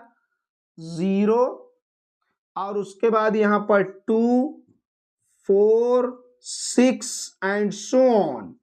और इधर तरफ फिर माइनस का 2, माइनस का 4, माइनस का 6 एंड सो ऑन।